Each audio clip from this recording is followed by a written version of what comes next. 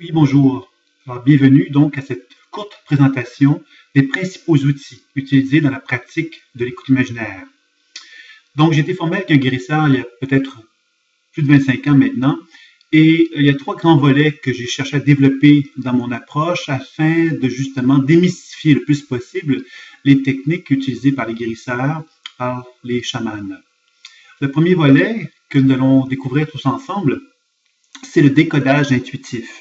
Alors, le décodage intuitif consiste justement à présenter de quelle façon on peut arriver à lire notre propre champ énergétique ou celui d'un partenaire et de lire effectivement, donc, d'une part, son énergie vitale, d'être capable d'identifier les problématiques énergétiques que nous pouvons avoir ou un partenaire. Ces problématiques énergétiques sont associées évidemment au chakra, à la structure énergétique du corps humain, mais aussi des organes. Alors, une importante attention va être amenée justement à comprendre les dynamiques énergétiques qui existent entre les organes, les chakras, la structure énergétique, afin de bien comprendre justement la raison d'être de ces problématiques-là. Trop souvent, j'ai observé qu'on avait tendance à négliger l'aspect organe, l'aspect physique du corps, en parlant d'énergie. C'est-à-dire, on parle d'un problème, d'un déséquilibre énergétique, par exemple. C'est sûr que ce déséquilibre énergétique va avoir une incidence sur le corps physique. Alors, ce que je cherche à présenter dans ce volet-là, sur l'aspect énergétique, c'est de vraiment inclure la réalité terrestre, la réalité physique du corps, de la chair, des os, du sang et tout ça, pour être en mesure de pouvoir arriver à faire une évaluation beaucoup plus complète. Donc, dans le décollage intuitif, nous allons apprendre à effectuer donc une lecture intuitive des différentes dynamiques énergétiques qui existent dans notre corps, que ce soit au niveau des organes, des chakras, etc. On va apprendre à le faire également sur un partenaire pour parvenir justement à mieux comprendre donc les problématiques physiologiques, les problématiques organiques qui peuvent se manifester tout au long de notre vie. Et évidemment, on n'aura pas que simplement faire des constats, on va aussi développer des outils pour soigner ça, ce que je vais vous présenter dans un deuxième temps. Donc, il y a le décodage intuitif donc, de la structure énergétique. Il y a également le décodage intuitif de la structure psychique, c'est-à-dire que pour moi, dans l'énergie vitale, lorsqu'on parle d'une problématique énergétique, on doit toujours se rappeler que dans l'énergie vitale, il y a de l'information qui circule. C'est-à-dire que moi, si j'ai vécu une certaine tristesse dans mon corps, il est possible que cette tristesse-là se localise dans mon corps, dans une région de mon corps, dans laquelle il y a des cellules, dans laquelle il y a des organes, dans laquelle il y a une structure osseuse, etc. Donc, c'est bien évident que quand je commence à faire un travail énergétique dans ces régions-là, inévitablement, je vais capter l'émotion, l'information qui circule dans l'énergie qui est là. Donc, s'il y a une certaine tristesse, je vais donc percevoir dans l'énergie vitale cette tristesse qui est comme engrammée, qui est comme programmée dans l'énergie vitale et qui va créer une certaine dynamique énergétique également. C'est pourquoi que dans le décollage intuitif, on va mettre beaucoup l'emphase à lire ce qui anime l'énergie vitale, de façon à constater que dans cette énergie vitale, il est possible de percevoir comme des scènes, des personnages qui sont reliés soit à notre enfance, à notre passé, à des traumatismes que nous avons vécus dans notre passé. Ça peut être des traumatismes associés également à l'histoire familiale, ce qu'on appelle la psychogénéalogie, donc les mémoires transgénérationnelles en fait. Et on peut également aussi constater qu'il peut y avoir des mémoires d'autres vies qui vont résonner avec notre vécu personnel et qui va avoir pour objectif, encore une fois, de nous aider, effectivement, à se réapproprier une certaine charge énergétique dont on s'était dissocié. Car il faut se rappeler justement que dans toute perturbation énergétique dans notre corps, il y a à ce moment-là comme une tentative que nous avons de nous dissocier, de nous couper de cette énergie vitale-là. Donc, toute la pratique de l'écoute imaginaire va consister justement à se réunifier pour que justement on puisse être de plus en plus en harmonie, en état de réunification avec soi-même.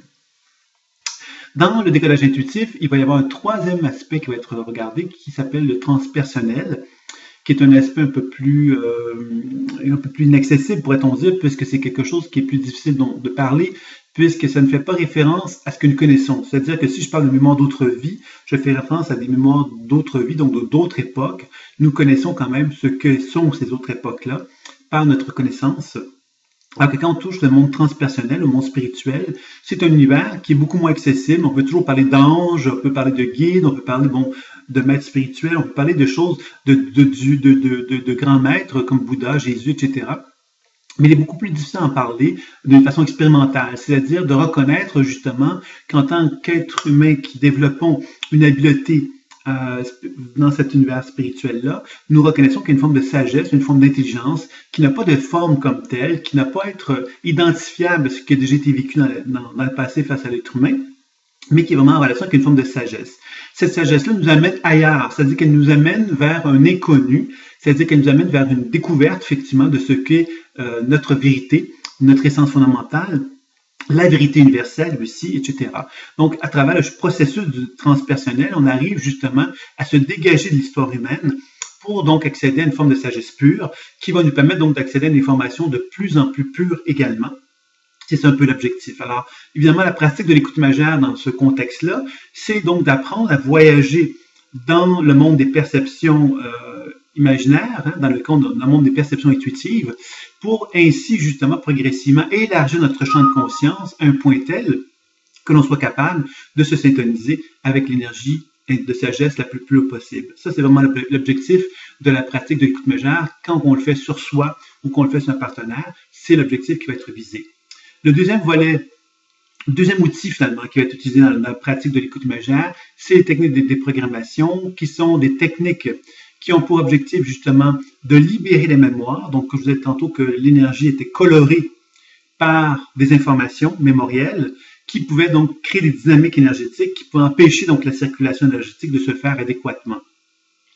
Dans la pratique de l'écoute imaginaire, nous intégrons le décodage intuitif à des techniques de déprogrammation qui vont reposer sur le principe que par l'intention, il est possible de donner à une information énergétique, donc à une mémoire, tout ce dont elle a besoin pour la déprogrammer. Alors, si je me mets en relation avec une mémoire de tristesse, cette mémoire de tristesse-là, je peux comprendre pourquoi elle est là par le décodage intuitif, mais je peux la déprogrammer en lui donnant dans l'immédiat tout ce dont elle a besoin pour qu'elle puisse justement se libérer de sa programmation de tristesse. C'est alors que je vais découvrir que plus je lui donne ce dont elle a besoin, plus la tristesse va se transformer à un autre état, un état qui va plus s'approcher d'un potentiel évolutif qui est en moi, que je n'avais pas réussi à contacter, dû au fait que justement j'étais trop identifié à l'état de tristesse. Alors, plus je la déprogramme, plus l'état de tristesse se transforme et plus je peux accéder donc à un potentiel évolutif qui est en moi, qui va me permettre de me réaliser plus rapidement.